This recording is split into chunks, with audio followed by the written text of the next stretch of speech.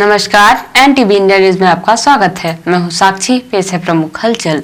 21 दिसंबर को अखिल भारतीय कांग्रेस कमेटी के सचिव, मध्य प्रदेश कांग्रेस कमेटी के सह प्रभारी संजय कपूर के मुख्य अतिथि एवं जिला कांग्रेस कमेटी के अध्यक्ष ज्ञान सिंह की अध्यक्षता में जिला कांग्रेस कमेटी के तत्वाधान में जिले भर के कांग्रेस कार्यकर्ताओं की बृहद बैठक का आयोजन जवाहर कांग्रेस भवन में संपन्न हुआ। बैठक में 26 जनवरी से अखिल भारतीय कांग्रेस कमेटी के तत्वाधान में आयोजित होने जा रहे हाथ से हाथ जोड़ो अभियान के संबंध में विस्तृत कार्य योजना बनाने एवं बूथ स्तर पर उक्त आयोजन के संबंध में कार्यकर्ताओं को दिशा निर्देश दिए गए। उक्त आयोजित बैठक के प्रारंभ में महापुरुषों के छायाचित्र पर पुष्प अर्पित कर उन्हें श्रद्धांजलि दी गई। तत्पश्चात राष्ट्रगान का गायन हुआ। मुख्य अतिथि का माल्यार्पण एवं पुष्पगुच्छ से स्वागत किया गया। कार्यक्रम का संचालन संगठन मंत्री दयाशंकर पांडे एवं आभार महामंत्री नवीन सिंह द्वारा किया गया। हाथ से हाथ जोड़ो अभियान के संबंध में कार्यकर्ताओं को संबोधित करते हुए मध्य प्रदेश कांग्रेस कमेटी के सह प्रभारी मुख्य अतिथि संजय कपूर ने कहा कि अखिल भारतीय कांग्रेस कमेटी देश में हाथ से हाथ जोड़ो अभियान 26 जनवरी 2023 से चलाने जा रही है। हाथ से हाथ जोड़ो अभियान को जन अभियान बनाए। कांग्रेस जन हाथ से हाथ जोड़ो अभियान के संबंध में जानकारी देते हुए प्रदेश सह प्रभारी श्री कपूर ने बताया कि भारत जोड़ो यात्रा के बाद आगामी 26 जनवरी से देश भर में हाथ से हाथ जोड़ो अभियान कांग्रेस शुरू करेगी, जिसके तहत ब्लॉक, पंचायत और बूथ स्तर पर जनसंपर्क किया जाएगा। 2 महीने तक चलने वाले इस अभियान में राहुल गांधी का संदेश पत्र लोगों को सौंपा जाएगा, जिसमें यात्रा का संदेश होगा तथा उसके साथ ही नरेंद्र मोदी सरकार के खिलाफ आरोप पत्र भी जुड़ा होगा। हाथ से हाथ जोड़ो अभियान के तहत 3 स्तरीय कार्यक्रम होगा। ब्लॉक और बूथ के स्तर पर यात्राएं होंगी, जिला स्तर पर अधिवेशन होंगे तथा राज्य के स्तर पर रैलियां आयोजित होंगी।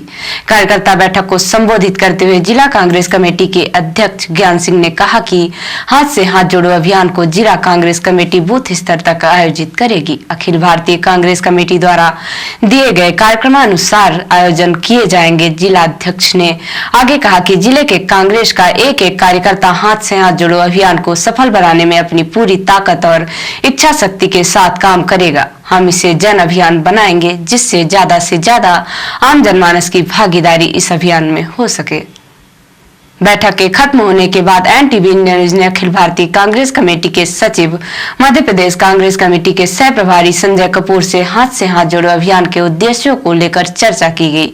चर्चा के दौरान एनटीवी इंडिया न्यूज ने सीधी जिले की 2 विधानसभा सीटों पर उम्मीदवारों की घोषणा पूर्व में न किए जाने पर होने वाले नुकसान पर भी उनसे सवाल उठाए, जिसका जवाब देते हुए उन्होंने कहा कि जल्द ही हम इस पर आपको जानकारी उपलब्ध कराएंगे। इसके साथ ही संजय कपूर ने एनटीवी इंडिया न्यूज द्वारा पूछे गए अन्य सवालों के भी जवाब दिए। सर, आज आप यहाँ पे जिला कांग्रेस कमेटी में आपने एक बैठक ली है। बैठक में आपने हाथ से हाथ जोड़ो अभियान पर चर्चा की है। सर, पूरे प्रदेश में चलने वाले इस अभियान की क्या रूपरेखा है? इसके तहत जनता को आप क्या बताएंगे? सबसे पहले तो जो मध्य प्रदेश में भारत जोड़ो यात्रा राहुल जी की निकली थी, उसमें जिस तरीके का अपार स्नेह जनता द्वारा मिला है, उसके लिए मैं उन्हें धन्यवाद देना चाहता हूँ। जिस तरीके से लोग, जनता सड़कों पर उतर के आई, वो यकीनन वो कभी भुलाया नहीं जा सकता। ये कार्यक्रम 26 जनवरी 2023 को कश्मीर में झंडारोहण के बाद समाप्त होगा। प्रथम चरण राहुल जी की पदयात्रा का, भारत जोड़ो का, उसके उसी दिन से 26 जनवरी 2023 से हाथ से हाथ जोड़ो कार्यक्रम की शुरुआत की जाएगी, जो ब्लॉक लेवल से, गांव और बूथ लेवल से इसकी शुरुआत होगी। पहला फेज में गांव और बूथ और ब्लॉक लेवल पे होगा, सेकंड फेज में जिले पे होगा और थर्ड फेज में प्रदेश में होगा। ये कार्यक्रम 2 माह तक चलेगा। सर, इस कार्यक्रम को लीड कौन करेगा? ये लीड ब्लॉक लेवल से शुरू होगा, ब्लॉक अध्यक्ष उसे करेगा ब्लॉकों में, और जिले के जो अध्यक्ष हैं वो जिले के अपने पदाधिकारियों को भेजेंगे और सीनियर लीडर भी इसमें आएंगे। सर, ये अभियान जो आपका चलेगा, या मध्य प्रदेश में चुनाव आने वाले हैं, क्या उसको लेकर ये एक विशेष अभियान चलाया जा रहा है? ये कार्यक्रम पूरे देश में चल रहा है और 15 से 19 तक प्रत्येक प्रदेश में बैठक इस संबंध में हुई है, और 20 से 24 तक पूरे प्रदेश में जिले की बैठक होंगी, और 26 से 29 तक पूरे देश में ब्लॉकों की बैठक होंगी। और वहाँ इस कार्यक्रम की रूपरेखा तैयार की जा रही है, जिसमें गांव में जाकर राहुल जी का जो पंपलेट है वो बांटा जाएगा। मोदी जी और शिवराज जी के खिलाफ मध्य प्रदेश में चार्जशीट प्रस्तुत की जाएगी और लोगों से संवाद करके जनसंपर्क किया जाएगा। सर, पिछले विधानसभा चुनाव की बात करें तो पिछले विधानसभा चुनाव में कहीं न कहीं विंध्य क्षेत्र में कांग्रेस पार्टी को कम सफलता मिली थी। इस बार आपकी क्या योजनाएं हैं? क्या इस बार कांग्रेस पार्टी विंध्य क्षेत्र में फोकस करेगी अपना? देखिए, पार्टी तो पूरे प्रदेश में फोकस करेगी, मगर ये बात सच है कि विंध्य प्रदेश में और ज़्यादा अच्छा माहौल देखने को मिल रहा है और मुझे पूरा विश्वास है पूरे प्रदेश से एक अच्छे रिजल्ट आएंगे। सब लोग मिलकर एकजुट होकर जो माहौल प्रदेश में भारतीय जनता पार्टी को हटाने का है उसमें कारगर साबित होगा। जनता बदलाव चाह रही है और कांग्रेस का कार्यकर्ता हर जगह जनता के साथ खड़ा मिलेगा। एक तरफ आप हाथ से हाथ जोड़ो अभियान यात्रा की तैयारी कर रहे हैं, कोरोना की आहट भी शुरू हो गई है। आज ही सरकार ने, स्वास्थ्य मंत्री ने, केंद्रीय स्वास्थ्य मंत्री ने चिट्ठी लिख करके कहा है कि राहुल गांधी जी अपनी यात्रा रोक दें। इस पर आप क्या कहना चाहेंगे? देखिए, उन्हें कोई मौका नहीं मिल रहा है यात्रा को रोकने का। बहुत प्रयास करे। उन्होंने कहा जब कन्याकुमारी से शुरू हुई तो उन्होंने कहा बस ये तमिलनाडु में खत्म हो जाएगी। तमिलनाडु के बाद वो केरल पहुंच गई, केरल के बाद वो कर्नाटक पहुंच गई, कर्नाटक के बाद आंध्रा पहुंच गई, आंध्रा के बाद वो तेलंगाना पहुंच गई, तेलंगाना के बाद वो महाराष्ट्र पहुंच गई, महाराष्ट्र के बाद वो मध्य प्रदेश पहुंच गई, मध्य प्रदेश के बाद राजस्थान पहुंच गई और राजस्थान से आज हरियाणा पहुंच गई। वो उन्हें कोई मौका नहीं मिल रहा कि किस तरीके से इस तूफान को रोका जाए, तो कोई ना कोई बहाना ढूंढते रहते हैं और ये बहाना उनका चलने वाला नहीं है। जनता बदलाव चाह रही है।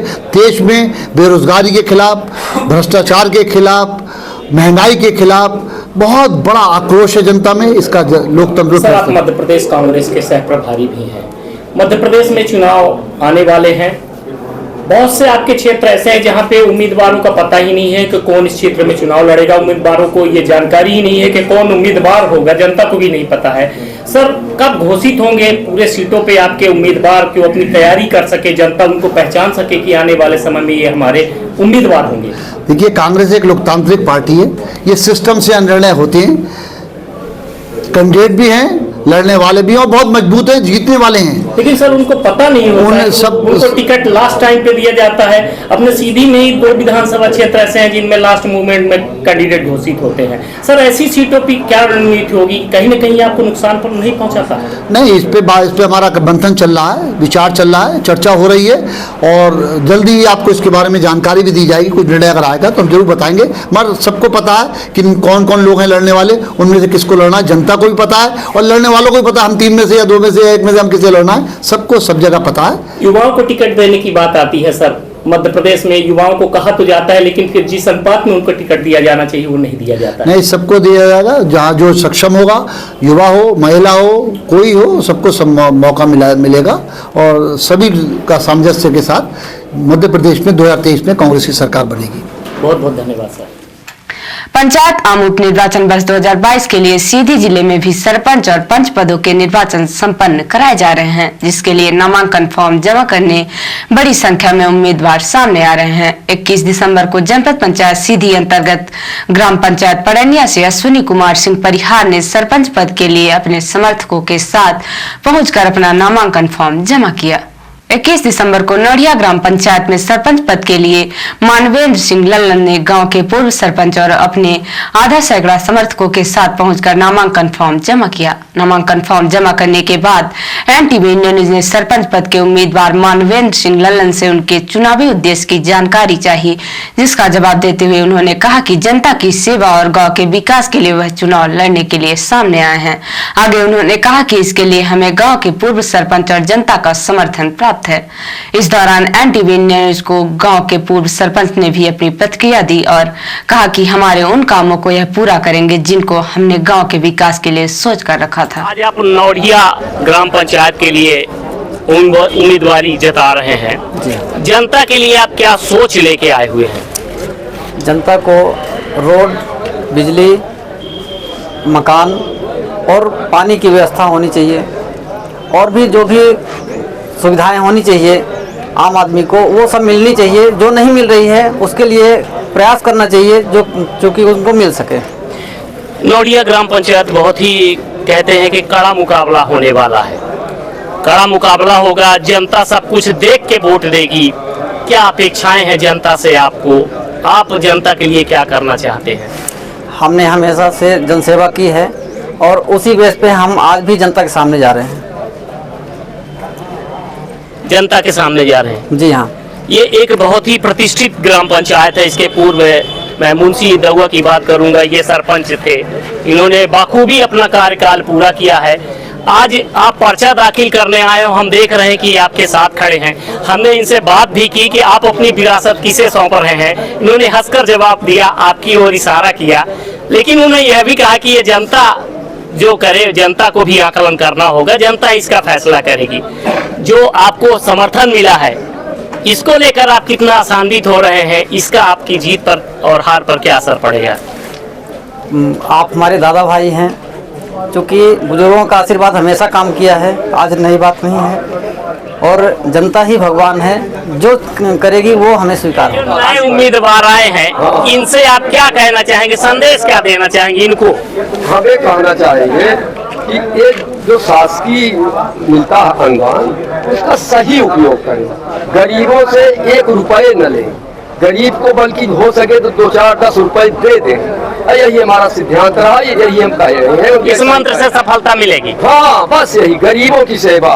और गरीब तो भगवान है, भगवान से बढ़ के तो यही कहते हैं। बहुत बहुत 21 दिसंबर को कलेक्टर साकेत मालवी द्वारा बुधवार को आंगनबाड़ी केंद्रों पड़ैनिया, खुर्द, जोगीपुर, जरौधा नंबर 1 एवं 2 का आकस्मिक निरीक्षण किया गया। आंगनबाड़ी केंद्रों में दर्ज संख्या के आधार पर बच्चों की अनुपस्थिति तथा रिकॉर्डों की व्यवस्थित संधारण नहीं पाए जाने पर अप्रसन्नता व्यक्त करते हुए संबंधित कार्यकर्ताओं एवं पर्यवेक्षक को कारण बताओ सूचना पत्र जारी करने के निर्देश दिए हैं। कलेक्टर ने कहा कि बच्चों, गर्भवती एवं धात्री महिलाओं तथा किशोरी बालिकाओं के लिए कई महत्वपूर्ण योजनाओं का संचालन आंगनबाड़ी केंद्रों के माध्यम से किया जा रहा है।